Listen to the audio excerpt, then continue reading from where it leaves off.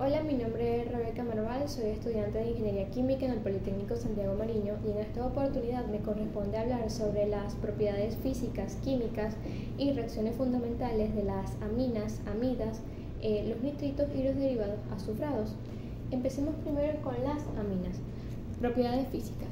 Las aminas son compuestos incoloros que se oxidan con facilidad, lo que permite que se encuentren como compuestos coloreados. Los primeros miembros de esta serie son gases con olor similar al amoníaco.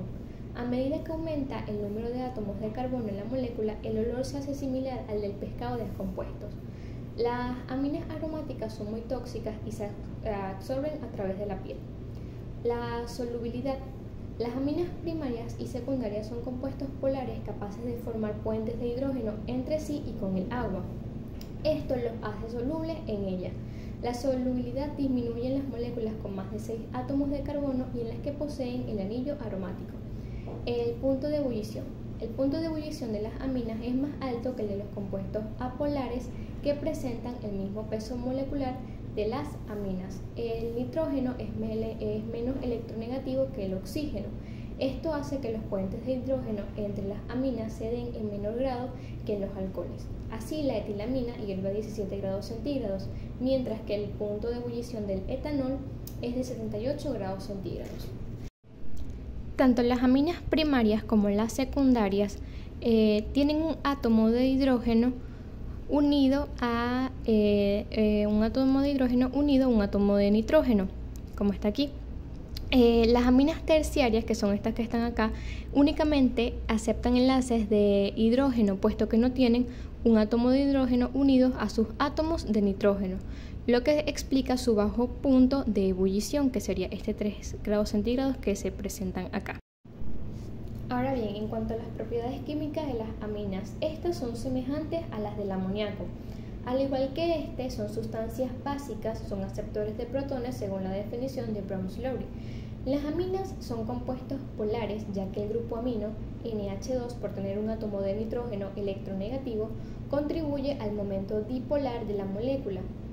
Son bases orgánicas más fuertes que el amoníaco. Cuanto mayor sea la densidad electrónica en torno al átomo de nitrógeno, más básica será.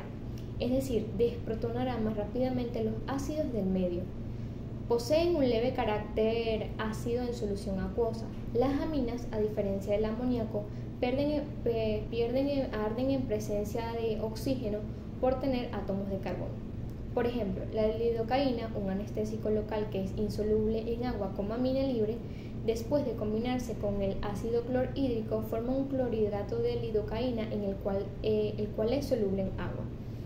También se encuentra la propiedad ácido-base, donde las aminas presentan hidrógenos ácidos en el grupo amino. Estos hidrógenos se pueden sustraer empleando bases fuertes como organometálicos o hidruros metálicos, formando los amiduros, que son bases de las aminas. Las aminas se comportan como base a través del par libre de nitrógeno. También se comportan como ácidos débiles, pudiendo desprotonarlas mediante el empleo de bases muy fuertes, que son los organolíticos. Este sería un ejemplo de la propiedad ácido-base. Aquí la metilamina reacciona con el metilitio, transformándose en su base conjugada del metilamiduro de litio. Por su parte, el metilitio se transforma en su ácido conjugado, que sería el metano. Ahora podríamos hablar de las reacciones fundamentales. Las aminas presentan un carácter marcadamente básico que se pone de manifiesto en la formación de sales. Estas sales son sólidos incoloros, no volátiles, solubles en agua e insolubles en disolventes orgánicos. La reacción con el ácido nitroso permite diferenciar entre aminas primarias, secundarias y terciarias. Así, las aminas primarias reaccionan con desprendimiento de nitrógeno. Las aminas secundarias reaccionan lentamente en caliente con el ácido nitroso, formando nitrosaminas con apariencia aceitosa. Las aminas terciarias, por su parte, tratadas con exceso de ácido nitroso, conducen a la formación de nitritos. Las aminas se pueden preparar mediante reacciones de sustitución nucleofílica entre alcanos y amoníaco. Ahora bien, me corresponde hablar sobre las amidas. Empecemos por las propiedades físicas. La gran mayoría son incoloras e inodoras, salvo la formamida. Todas las amidas primarias son sólidas. Los miembros inferiores de la serie son solubles en agua y en alcohol. Sin embargo, la solubilidad en agua disminuye conforme aumenta la masa molar. Poseen puntos de fusión y ebullición anormalmente altos debido a la naturaleza polar del grupo amida y a la formación de enlaces de hidrógeno. Propiedades químicas. Presentan excelentes propiedades disolventes y son bases muy débiles.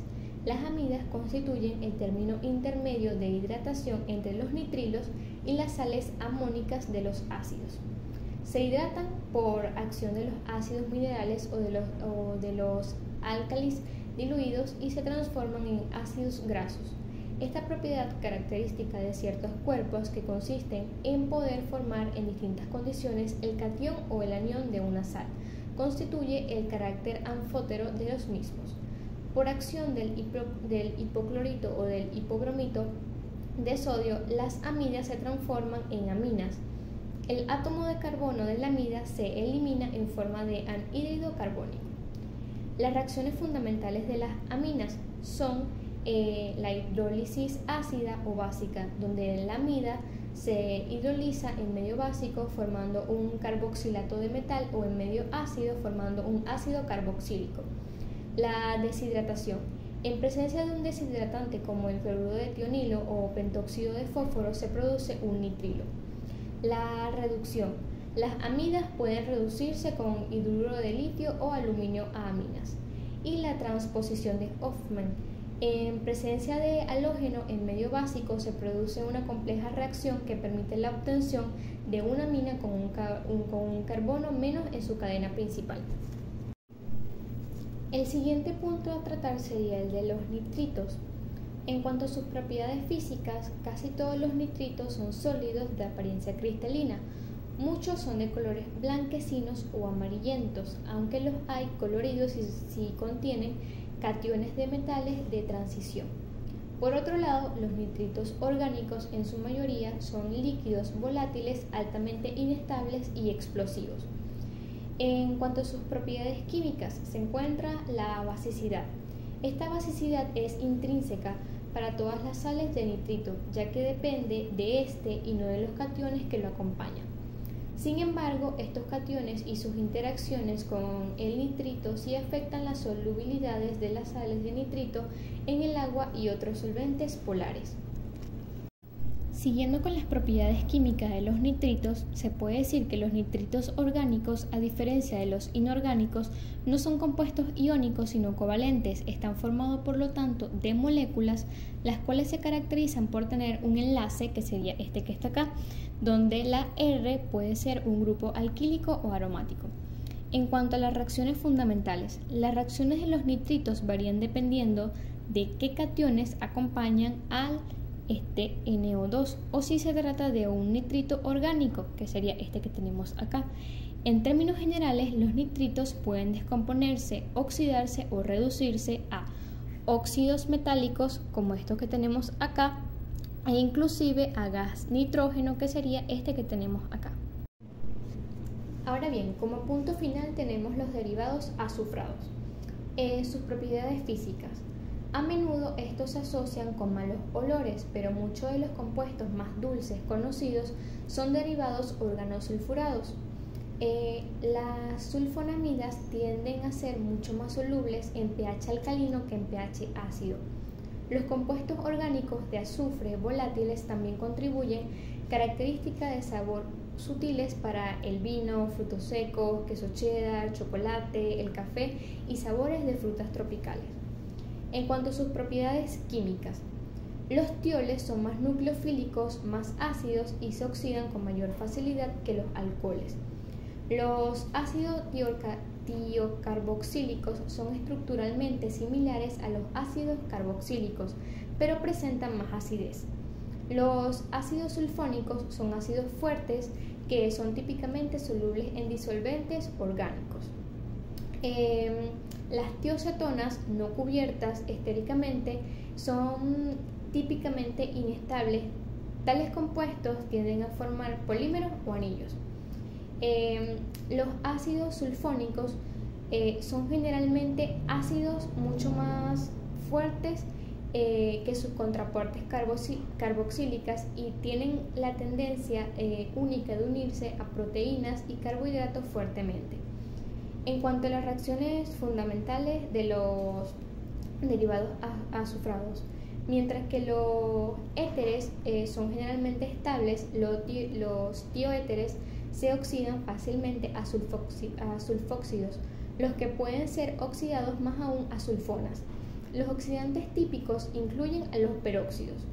Una molécula de cloruro de benzensulfonilo reacciona con amoníaco, una amina primaria o secundaria en presencia de ácido sulfúrico para dar sulfonamidas no sustituidas, mono y disustituidas. El aspecto más importante de enlaces disulfuro es su escisión, que se produce a través de la reducción. Gracias.